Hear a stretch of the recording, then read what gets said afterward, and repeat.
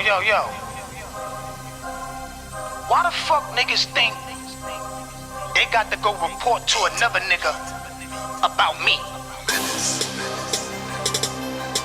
Alright, look, you know what, nigga? Go tell him. Go tell whoever you think is in control of me, nigga. Huh? Drag dash. Go tell him, nigga. Yeah. Drag to the motherfucking ass, they don't want no problems with. Hello, fallen angels. Welcome back to my channel. You guys are my angels. You fell right into my channel. I hope you have a happy holidays. Today's Christmas Eve. You know, I wish you all that are watching this happy holidays, regardless of who you are. And I hope tomorrow you and your families all have a wonderful Christmas. That's from me and my fiance to everybody who is watching this. I must say, my last video, I upset a few people, and that's all I'm gonna say. You know, I really, this is, one has nothing to do with the other. This is just my way of getting off my my feelings and my emotions, and seeking the support I get from all my watchers. You know, and nobody's forcing anybody by gunpoint to watch my videos. If you don't want to watch them, you don't have to. And one has nothing to do with the other. It has nothing to do with how good I am around a kid if I make YouTube videos. And nothing's personal. You know, it's just all truth. You know what I mean?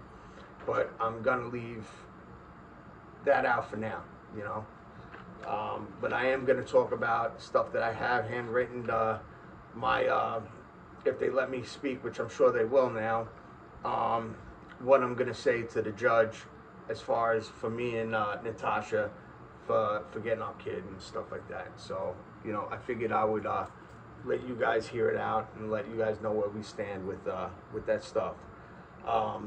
It's, Your Honor, thank you for allowing me to speak. I understand the seriousness of these proceedings, and I want the court to know that I take my role as a parent and my past mistakes very seriously. I am not here to deny the challenges that brought this case before the court. I acknowledge that my child's entire early life involved instability that was not acceptable, and I understand why the court and CPS had concerns. I accept responsibility for my part in that. When I asked the court to consider today is not who I was at the start of the case, who I am now, and the sustained changes I have made, which is very important to me. Since this case began, I've taken concrete steps to address every concern raised. I've completed services including treatment, counseling, parenting classes, evaluations, stable housing, employment, etc. These were not done to check boxes, but because I understand that my child deserves safety, stability, and a healthy parent. Okay? And I have remained sober and committed to maintain a drug-free life. I understand that my child's safety depends on my continued accountability, and I'm committed to doing that long term. I also want the court to know that my motivation has never wavered, even when visitation was difficult or inconsistent. I continued to show up, comply, and stay focused on reunification, and I did not walk away. I'm not asking the court to ignore the past. I am asking the court to recognize growth, effort, and capacity for safe parenting moving forward. Termination of parental rights is permanent and irrevocable.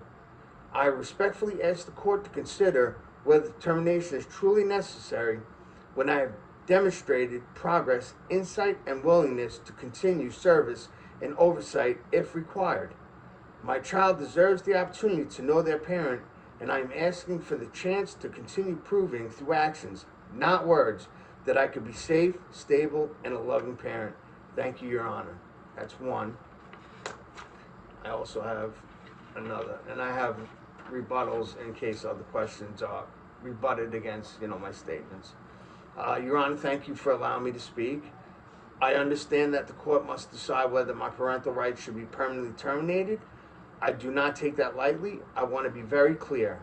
I fully acknowledge why this case came before the court.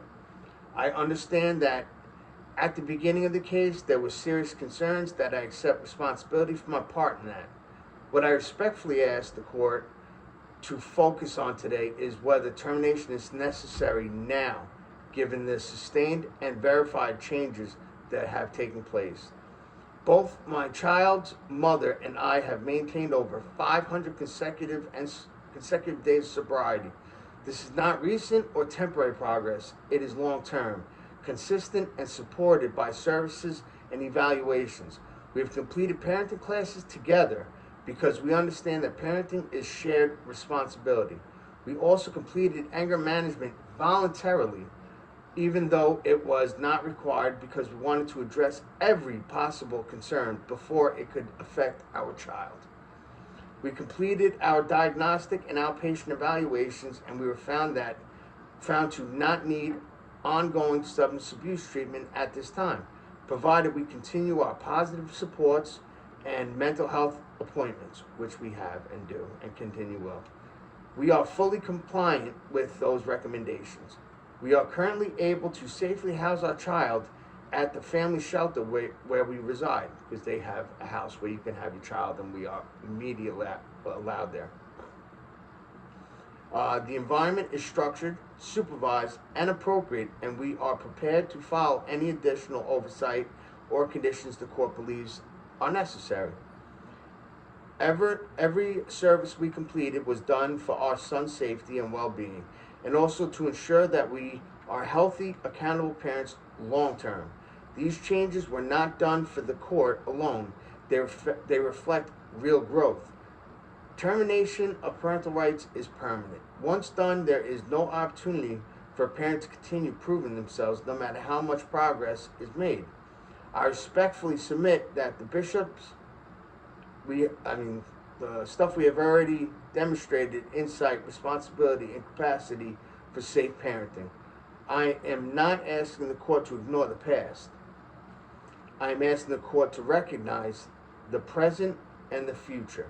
The court has any remaining concerns. I am willing to continue services, accept supervision, or comply with any conditions necessary to protect my child while preserving our family. For these reasons, I respectfully ask the court to deny termination and allow reunification efforts to continue. Okay? Those are my two statements that me and my fiance would like to be able to speak, now that we will have the right to actually speak, instead of saying, yes, I do in my name, and never getting a chance to say our reports were wrong. I'm not putting the fault on nobody, but, they were wrong. We weren't getting a chance to rectify them and get them into the right area, the truth, getting them to the truth. And the worker we have now is wonderful, outstanding, no complaints, other than good things said, but I'm going to leave them out of this. But the past ones, they kind of didn't talk to us. We were homeless at the time in the tent, and we didn't get much talk, so they only relied on outside talk. I'm not going to name any names, just not us, so they went off of that and wrote that in their reports. We weren't able to, there's two sides to every story, really three sides. One side, their side, and then the truth, But is 500 days really a real change, or just court pressure, like if they say?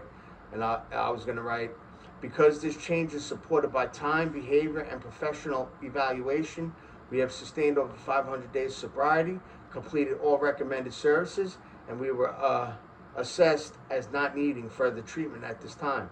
We also voluntarily completed additional classes, continue our mental health appointments, and have structured supports in place. This is how we live now, not something we turn on for the court. You know what I mean? If they ask something like, why didn't you make the changes sooner, because we were homeless. I didn't fully understand the impact of my choices until this case covers me to confront them honestly. I take responsibility for that delay. What matters now is that I did make the changes and have sustained them over time. You know, I'm hoping that they understand that we were homeless. It was damn near impossible to carry every bit, 80-pound school bags, 4 bags for me, 2 bags for her, and public transport there and back, and make sure I could set the tent back up before it got dark out, and then in the cold weather. You know, I just needed to worry about the housing. That was the most important thing. And the day I got that, I went and conquered every other thing they had us to do, plus some. And we're still continuing NA, you know, do a telehealth, you know, stuff we don't have to do, but that we want to do to cover all aspects. Your child has been out of your care for a long time. Why disrupt this stability now, if they ask? All right, stability is important, but so is permanency with a safe parent.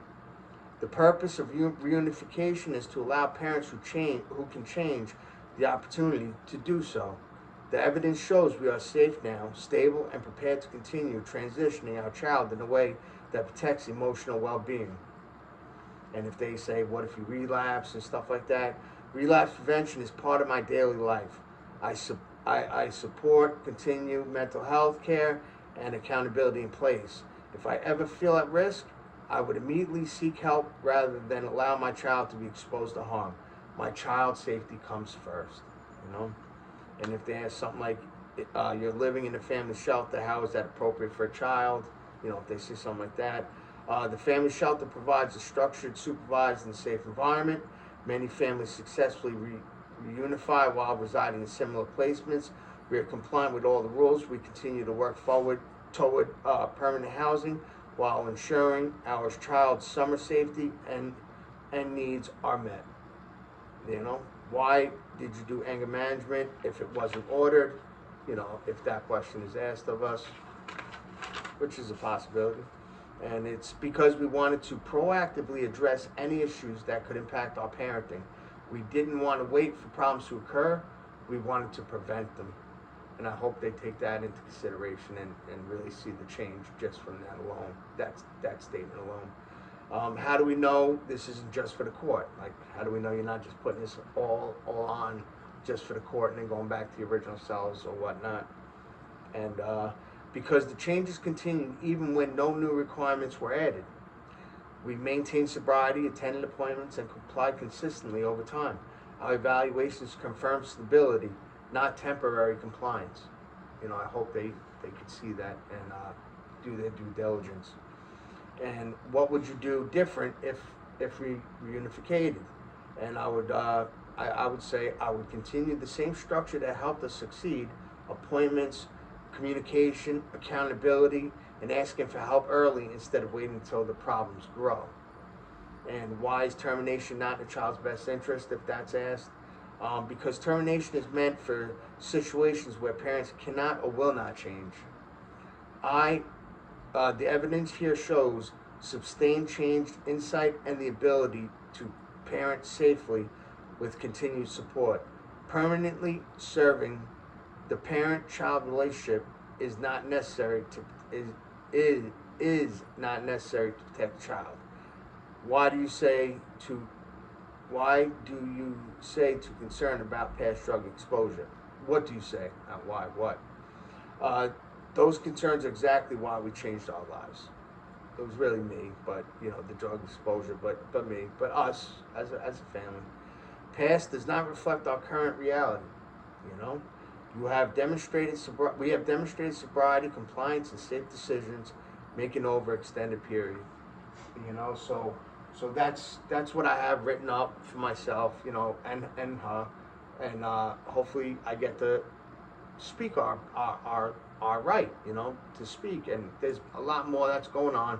I'm not going to be able to talk about all of it right now because some people are getting upset, you know, and you know, I made sure I looked up the laws and Grok and that other, the Deep Sea, you know, all these AIs, and asked them if that's even, my channel is even an issue. No, they can't stop me from making my channel as long as I'm not doing something, using it as like a weapon, which I'm clearly not. You know, I react to videos, YouTube videos, with TikTok girls that are twerking, but that has nothing to do with this. You know, so one has nothing to do with the other. As long as we keep everything with the parenting and why we're there in court, everything should be fine. And if it goes off track into something such as this, my YouTube channel, my lawyer will step in because they're made aware of everything. I'm speaking to my caseworker early next year. I'm gonna find out more and talk to them more and show them more, because I have a lot of laws. I did my due diligence, did a lot of investigating, a lot of laws, and I'm not going to expose it all, because I guess this ain't the place to do that, you know. Court is, you know. So I wish everybody the happiest holidays. I hope you guys enjoyed knowing that we're doing the right thing, and I have prepared myself, my statements, you know, and I'm here for me and my family, my whole family, you know, and I don't hate nobody. I have unconditional love. There's a difference. I don't have conditions in my love, you know. I wish everything went the same way, but it doesn't. But it's not something I will get mad at, you know. It's life. It's part of life, I guess, you know. What don't hurt me only makes me stronger. You know what I mean? So I hope you guys can understand that. I hope you guys continue to show the support, because that's why I have this channel, and I refuse to stop making videos. I refuse to take this channel down, because you've supported me when nobody has. You know, other than obviously my fiance, my CD Pat, my manager, my life, everything. You guys always supported me, asked us how we were doing, asked us how we both felt, asked us are we both all right. We haven't made videos in a little bit. Can we make one? We want to know what's going on. Can we get an update? You know, stuff like that. And saying you guys are doing good, just keep it up. You guys will be all right. I hope you guys get your kid. Stuff like that really means something. You know, I don't care if it sounds feminine, but it hits my heart. You know what I mean? It really means a lot to me. And it's because of that I won't back down. You know, I'll keep my fight going. You know, I won't go out. I'd rather go out getting shot and killed than running away and getting shot in my back because I gave up. You know what I mean? Like, I will continue to fight this. And with your support, it gives me that strength. So I want to thank you all for that. And my fiance as well. She's very thankful for everything as well. She loves how you mentioned her and ask about her too, you know, because she is part of this channel. So I hope you guys enjoy your holiday. I just wanted to make a quick video, quick update, and because we were updated, you know, my last video angered some people off, and I knew the person who runs and tells. I have not doxed anybody or said anybody's names, you know, like all of us preteens and parents, so I'm not going to. But they got to stop. They got to stop doing what they're doing, because, you know, I can easily say the names and just put people right out there, but I will not, because I'm bigger than that and I'm better than that. I'm only worrying about me and telling only my story. So it won't happen. You know what I mean? But stop doing what you're doing. You know, you're causing problems. But I do thank you guys all, and I do hope you guys have a wonderful Christmas. And I love you guys all. You'll talk to me again probably tomorrow.